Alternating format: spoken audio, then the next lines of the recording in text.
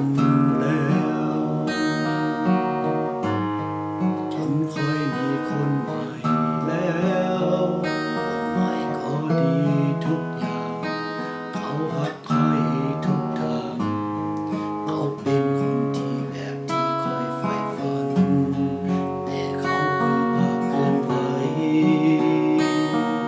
เจ้าเห็นเขาสะท้อนให้ค่อยคิดถึงเจ้าทุกวันภาพเรื่องราวเก่าๆที่เขาเคยอยู่ร่วมกันมันหวนกลับมาอยู่ในใจค่อยอีกครั้งเป็นหยังค่อยจึงบ่ลืมเจ้ายังคิดถึงเจ้าทั้งที่ค่อยมีเขาเคียงข้างกันเขาทำสิ่งใด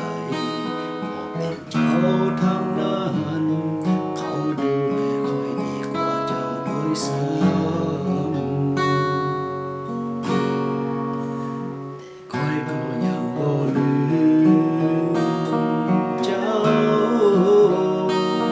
สับสนวุ่นวายบ่เข้าใจตัวเองเหมือนกันหรือมีสิ่งใดติดอยู่ในความทรงจำที่คอยบ่อาจลบมันออกไป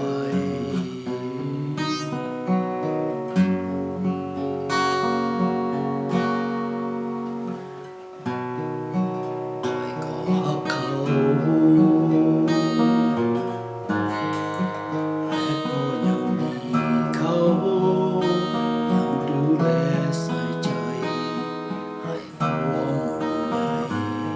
เขาเป็นคนที่พิเศษของหัวใจ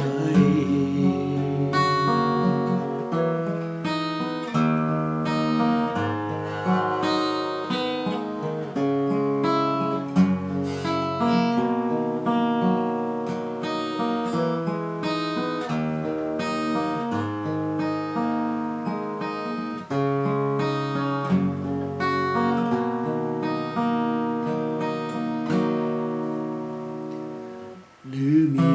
สิ่งใดติดอยู่ในความทรงจำ